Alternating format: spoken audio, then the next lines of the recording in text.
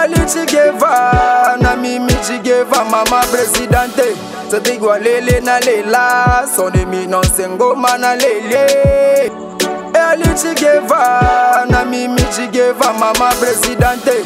Satigwa lele na lela, son éminence ngoma na lele. Merci à vous, le fidèle internaute. Je dis un grand merci parce que vous êtes supposant de suivre Peggy Titan, le parallélo de la presse congolaise. Quant à moi, je tiens à vous souhaiter le meilleur vœu à tout le monde. Meilleur vœu à ma mère chérie, Christine Poloto. Meilleur vœu à Malolo, mère double depuis Paris. Meilleur vœu à Grace Chilenga et pourquoi pas aussi à Jenny Loda Mukuse Mbinga qui me sont en ce net moment.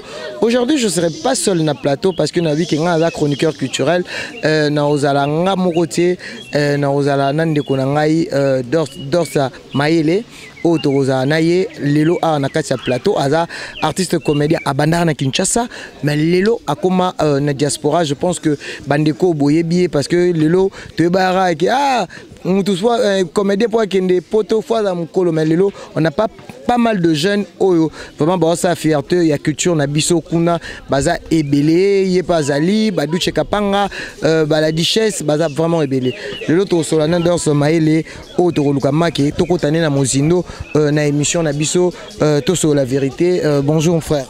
Bonjour Peggy Titan. Bonne santé. Santé qui t'orose. C'était Mike Bondé comédien. Ah papa. Non même pas. On a Gishasa. On a Gishasa et puis voilà. On peut dire aussi Dorsa Mayele aux éducateurs de masse. Ouais. On a éducateurs à masse. Déjà au coup t'as déjà l'image moi est dérangé par rapport à ma frère Nao, tout qui est maman tout drobi. Les lobes sont des éducateurs de masse, surtout yo déjà moi mobile qui toko beau garbo. Badba mo qualifié bino bataba step et surtout moi si mon rôle ngazo banga je dors ba ko sala nga vidéo le temps tala phénomène wana phénomène ya step de toujours bino pe boza accusé na kata masolo wana to mona ende ko na Herman Kasongo et puis to ko mona Kyodo d'abord tant tala ba image bongo et ça qui on est pas na bi ke ozape na bana op basimba rapé téléphone. En fait phénomène déjà vidéo mpepe wana tie koti na monde et toucher non seulement les comédiens, toucher tout le monde, les pasteurs, les musiciens, tout le monde, tout oyo, les kamane comme la bango, ceux comme Elio, autrement ça les a été, mais ça fait mal comme on a des frères, on a des soeurs, on a des salles dans Nzambe, qui est banidité na bango comme que ça s'exposer les nos réseaux sociaux, et puis et le ça sous pas si bad ba panzango mingi za ba congolais, biso na biso muto bomana, tout ko bomba. Mabe ya ba frère na biso te dans tout ça lango pour on dirait qu'on nuire bango mais ça phénomène mo boye comme là tout le monde dans tout le monde les lois a victime ya ba mamba réseaux sociaux parce que les réseaux sociaux na mo pepe mo boye les gens ne comprennent plus comment est-ce qu'utiliser ça comme bon donc ça fait mal, ça nous a tous fait mal bande kolanga o comme les bon de ça là ils sont vraiment passés donc c'est un peu ça quoi. Quel conseil? Bon conseil oh ya makasi vraiment un peu ça exaté parce que Moutoumoro Tarofanda boya sali vidéo na téléphone na et puis à lobby a tchangon internet, c'est salure lui-même. Dans un bateau oyo, bah ça ba mamboana. Donc plus on appelle ça conseil na bateau oyo, bah ça ba mamboana. Donc ba yeba ki ba on peut baza batunde tibiso. Donc libanga 18 chakunde ke ko sekate biso to pimbo alikolo. Donc c'est un peu ça. Tous biso tout ba congolais et puis voilà. Parlons un peu de ton parcours. Mayele uti wapi obanda wapi pe le loti okoma boye pe okende na mboka diaspora toujours na monde de culture. Bon nga Mayele na uti na parler na mona lemba super na uti na parler na ndo de brega comme ba jeune tout na ndo ça ba pub na ndo travailler na pig ma ça na ba lensa de bayor ba Eli moi te belé ton autre travail na ba Yannick tout là ba Joe Gonzalez ba tunanga vraiment toi alors serena ba on a nga ville toi alors ça ba pub après un grand frère on a papi Duche nimtazwe nga ya kotinga na masolo quoi donc depuis 2016 2015 non 2014 si lelo boza na relation familiale na Duche. Non, grand frère on a dans le sens que vient en Haïti. Il y a ma belle et puis tu se familiarises, tu se comprends, pas comprendre, on a chargé ici quand étant que grand frère et puis étant que président. Et puis voilà, tout le temps on est ensemble quoi. Vous avez un témoignage au ça par rapport à la carrière? Bon, témoignage, oh, il y a Makasi. Non, la 6, témoignage de Belé, oh, Missoukou. C'est moi, remarquable. Témoignage de Belé, Missoukou, on a vivre parce que là, on est encore en pleine carrière, on a construit carrière, on a checké dans la fondation, on a construit carrière, mais témoignage a bien Zali, nous avons passé grâce. Marambo Belé, ça a facilité. Comme ils ont une difficulté, comment a facilité grâce à théâtre. Et puis voilà, donc c'est vraiment un travail noble que je respecte beaucoup. Et puis on estime il y a beaucoup pour la bango et belé à trop pour les comédiens tout, acteurs, interprètes, humoristes. Donc biso tout autre ça la domaine où on a vraiment on estime belé pour la bango parce qu'il y a un ça mon noble. Mes parents n'ont pas envie. Ouais, mes parents n'ont pas envie. Le nom de papa, na maman. Maman a biso comme on a Virginie, papa Alain. On a la deuxième de la famille, on a une petite soeur, on a Landinga, après les autres quoi. Marié, fiancé, célibataire? Marié, pas encore, mais on a vécu en Moutou. On a vécu en Moutou, on a Moutou, mais non, on a balanité. Nous avons besoin de Salbiso grâce, si ma Mikolo. On a côté au co, maman, on a Moutou, Jean-Fils, Fendi Tyler. Voilà. On a eu courage, peut-être un sou bozarane na poto. Et on a eu courage, chose avec énorme, je pense pas qu'on a une minute parce que tout le monde a bandé belé non, so na balité. A jamais qu'autant comme même Moutouana a proposante, mais jamais il peut. Non, mais vérité, babomba angote, la vérité bimakara. Donc on préfère la vérité pour tu peux battre un ami sous tu peux battre un image dans un démo. Donc on préfère non ça battre vérité que na vivana mutu dia na mwana na bote na nzete te. Combien des enfants? Na mwana moko. Na kin to na poto. Aza na poto. Yo zinoka occasion bota na poto. Non mais moment c'est moment comme qui bon bâton comme qui ndé comme yo kendele et c'est nga kana bota et puis on a besoin vraiment de créer juste un petit famille. Et puis voilà, c'est très important pour nous. Et surtout quand on est encore de jeunes. Toi, on a un belé. Les bossons, on a une photo de Mamni, il ça là. Vous avez une relation bien à Bandekono, vous avez un poteau, le roi Nani la Duchesse, Hans Luzolo, Igor Dominique. Vous avez une relation bien? Ouais, on a une bonne relation à tout le monde. On a comédien tout. On a au coup de des comédiens à 100. On a tout bien. Tout le monde. Tout ça là, on est bien. Parce que tout travail n'est pas mort. Tout ça, c'est la mort. Na boina zala. Bien tena ba massa msu beaucoup ta na scène. Vous êtes à place mobo msusu. Ba yamba ba mieux bête parce que on a tena mutu mobo. Donc ba collègue tout. Tout ça bien. Vous avez chance de retourner na bango na scène encore. Ouais, na zo ba chance de retourner na ba te belé, Ouais, à poto. Ouais, poto na tourner na Franco na biso. Ya faille. Na tourner na Alisala. Na tourner na 2 minutes. Na tourné na Glody Galiano Massananga depuis Belgique. Na tourné na Venanga Hans Luzolo Fantomas.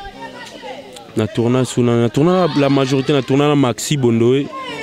Na tourné na tourné belé, baza tellement belé misu ba combo et bunga parce que kuna ma ba artiste baza trop et puis voilà. À part monde à théâtre, est-ce que vous avez fait chance vous avez un milieu musical? Ben, milieu musical pas trop, hein. Je suis pas trop en milieu musical. Vous avez une relation avec artiste et musicien? Non, on a une relation avec artiste et musicien. À mon côté. Beaucoup t'en pété. Bon, tu kutana Héritier Watana, si vous avez chance. Héritier Watana, begout banda kutana banda kala depuis qu'il chasse ndoya chez petit frère Amasa Nangamo Boshiko Kanga, Ridi Lumbe. Na Sosimat à l'époque, Héritier Bandoya, na ba brigade, na ba le Cappuccino, le Bogar. Et puis voilà. Différence ni neza, ndenge tango zaye na Kinshasa, na ndengo ke na poto, parce que bato belé ba lo bakebino bozan avantage que bandeko bazo tourner na kin. Est-ce que c'est vrai? Non mais avantage. Bon, Togolo Bapé oui, Togolo Bapé non. Pour moi, na rakuna menaye na yo tourner. Na yo tourner dans l'axi que banoko pe baza awa, ba pe na ba avantage parce que nga longo kuna na yo tourner na bango. Ba op ba zo opportunité ba ye kuna ba tourner la biso. Donc c'est un peu ça.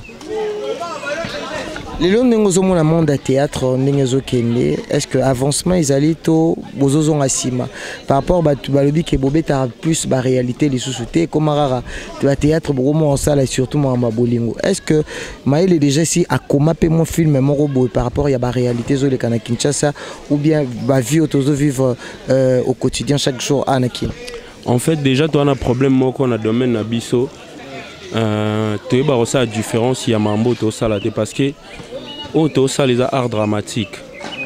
Comprendre, les arts dramatiques. Et puis, dans la norme cinéma, il y a de films fiction, il y a de réalité, il y a des feuilletons, comprendre. Il y a des styles belé. Mais Bisso, les films, il y a des Komango, afandi a comme imagination. Ma imagination, c'est la réalité, l'histoire, moi, comme là, tu vois. Donc, tu auras déjà une difficulté.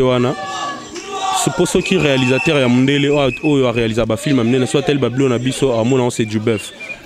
Comprendre, à mon c'est du bœuf parce que Bisso monte ça la nuance. Aux acteurs, aux filmés, aux acteurs au coma. Comprendre, au coma, aux acteurs au réalisé. Comprendre. Donc, Babylon a Bisso, les Arabiens pour la Bisso communauté, la Bisso congolais. Comprendre, les Arabiens pour la Bisso communauté, la Bisso congolais, mais les Arabes, ma casse, ils peuvent toucher la communauté parce que tu as déjà focus dans la langue. Comprendre. Si tu joues, tu as plus balingala, tout ça là, alors qu'ils ont déjà un grand défaut. Dans le salon, tu as respect aux Aranango. Ils ont déjà des défauts parce qu'ils permettent à bissoter. Tu vas découvrir bisso, et puis voilà. Donc, sur ça, pour nous gagner, pour nous se retrouver, ils ont un peu passé. Les lopes CDT comme et comment on online, tout ça là. Donc, voilà. Est-ce que le rêve nayo ou bané koka na monde du cinéma, est-ce que jusque là ils sont coquillés? Non, la salle est là. Attends un an la salle est là au monde. Non, des visions déjà. Ouais, j'ai des très très grandes visions. Le bel soit à moi des visions, on a besoin de au salle dans monde du cinéma. Déjà de un vision là ngai eza kolongwa sur le plan théâtre koko m'a vraiment au salle ba film. Vision là plus eza yango wana. Donc, nous avons travaillé, nous avons fait de l'amour, parce que fait de l'amour, nous avons biso. Nous avons travaillé, nous avons le président Doucheka, fondé le Doucheka, le président Sama Fachi Beton, nous avons biso, jusqu'à présent, nous avons dirigé. Donc, jusqu'à présent, nous avons dirigé, mais tant qu'un homme, moutou, grand garçon, j'ai aussi des visions, tu vois.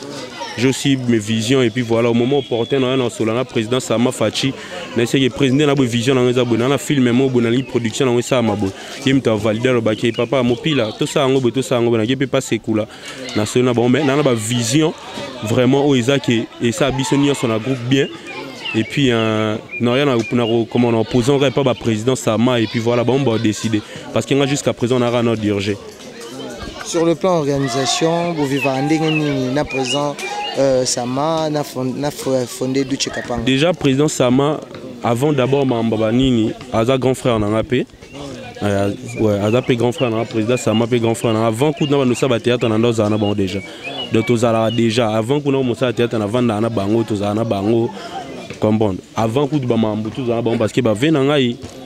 Après voilà sur le plan artistiquement on évolue bien. Si tu as un sala à Zongi président, si tu as un sala c'est que la Zongi sec. Tu évolues dans un travail après travail. Tu as un sala. À part vision, il y a un monde de cinéma Nengolobi. Vous avez une vision que ça les a hors culture. Bon, vision on a déjà, on a plus de vision ils ont associé la culture na biso parce que ça coule dans mes veines en fait.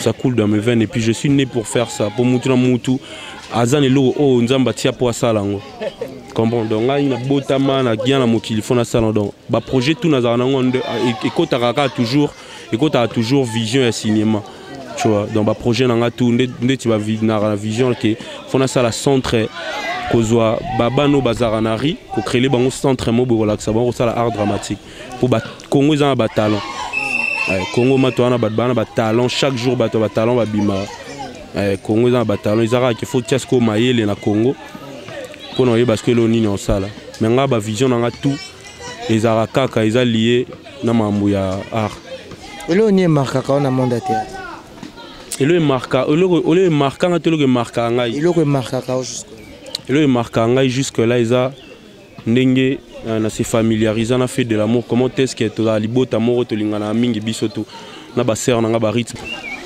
Ouais, ba mauvais souvenir. Ben jusqu'à présent le théâtre na ba mauvais souvenir té hein. Na ba mauvais souvenir té. Ce qui est là, obi opé sa message surtout na ba bato nyonso batala rabino et surtout na ba fidèle au balingaka théâtre balingaka cinéma et là on y maïla ko tambola ba frère na biso za bango sopé le loto ta la maison bango donc j'ai vraiment beaucoup de choses à leur dire parce que bango na ne mutu ba biso to roi makala bango ba to la pétrole na almet donc poto pe la fo bango. On est artiste du Caprio à Bali, Nama Kalunga. Ben, mariage maman Kalunga ou déjà lobby na Zalana, on a sœur na ya jolie. John a vient na ngai pai. On vient na ngai depuis. Na on a mère na ngai ba sœur na ngai du Caprio pe mutala acception zela. J'étais content na Pierrot pas balaki. Pierrot de. Na Pierrot pas balaki donc j'étais tellement content de leur voir que y a enfin ba Bali et puis voilà, c'est très important. On va retenir un passage dans l'émission. Le passage dans l'émission, Oyo, et l'aura ma casse, il va retenir les acquis. Tolingana. On a eu des conseils. On a fait ça, et puis on va retenir rien. Tolingana, tout ça, biso na biso ba congolais. Comprendre, bolingo fouezala. Et puis, ba sœur na biso Oyo, bazaka na comportement, il y a au panza bata théâtre, ça on m'a bé, ba frère na biso donc. Personnage nyonso kra personnalité nyonso o ya Congo o ya congolais azarana habitude ya boma biso moko bande kona bango s'il vous plaît avec tout le respect que je vous dois bo c'est normalement parce que toi ba frère na bino ba mère venant na tout ko c'est d'abord numéro contact bat bako rejoindre nga batuka ba réseaux sociaux nga numéro na contact na pesa te na réseaux sociaux sur Facebook Goss Maele page officielle un peu Goss Maele, sur Instagram Goss Maele, sur Snapchat G Maele 19 et puis voilà. La dédicace. Ba dédicace nanga ina pesi batu tout bala nanga na parler. Batu bala nanga na parler, batu balinganga batu ba pesanga chance lelo na zoata opportunité qui ba ça sanga mission bo bango ni basa ki na za bolelo. Na pesi bango jaba merci et puis ba merveille na bango. Va continuer linga biso et puis na pesi mbote na ya dole venanga maya mabele donc depuis venanga manda sanga njambe yego simba venanga ina bosanité Chiko Kanga et puis président Duche Kapanga Fachi Beton Sama Boto badbaleki telme bele ribe bantimba wana mamutu na ngai dans mutu na ngai maya na ndenga ba kote wana mutu na ngai masa na ngai matoza na Ribin Bantimba ba Vasco Rodrigue Lutonadio baleki telme belé Dorcas Kabu Akuna Matata Darlene Darlacho wana pe ya dada nani lisusu ay baleki belé Jenika Beya yo tembet Jenika Beya et puis na pesi famille na mobimba mère na père ba leki na nga tout ba mère ve na bango et puis mère alifanto na ngai et puis na alifanto na pe ba mère ve na ye et puis Ritz Bowei Julie Alomba Tupac Barayon Grâce Luzolo Feli Wawi na métissage de saveur nani lisusu na bosani papi Chiswa Kale et puis venangai Gigi Bokole Kotiko wo venangai Achou Gigi Bokole de wana ma venangai et puis merci na yo pe merveille na yo nande on a biso pe dans si ma caméra comme nani Francine Noble vraiment na biko betanga ba blo mobo ya moi ja donc voilà qu'on appelle si peu Christian Kapanga Mbote petit frère d'Angaï. Donc voilà. Merci l'artiste Maël, on est à la fin de notre émission. Quant à moi, je souhaite ma meilleure vœu Nangaï grâce Chilenga, pourquoi pas aussi na Dodon Vimpi, Erline Chikeva Kimbangu TV, Francine Noble meilleure vœu Nayo, Joe Lili Atal en chair et annonce, Béton Mwangissa, Lumière à Paris, Maître Faché Gou, na Belgique, Clairbo Boulamino, garçon de Paris, le Babyface. Vous avez vraiment ébélé au Bolandanga, bande quoi Canada, bande quoi partout, bande quoi Finlande, pe na Bosani Binotera, bande quoi Saint-Pétersbourg, na Pessi Binongona. Na Bossanité, son na bois qui était. Ah, quand on a Bossana, na Bossanité, Maurice n'est pas nous. Maurice n'est pas nous depuis Paris. Donc voilà quoi, big up. Jean Chambaredo, meilleur vœu nayo, Chalet Chamba, l'appellation bien contrôlée depuis Paris. Bateau Toubolingara Peggy Titan, le parallélo intelligent de la presse congolaise. On se retrouve à la prochaine. Restez branchés, beau s'abonner massivement. Bye.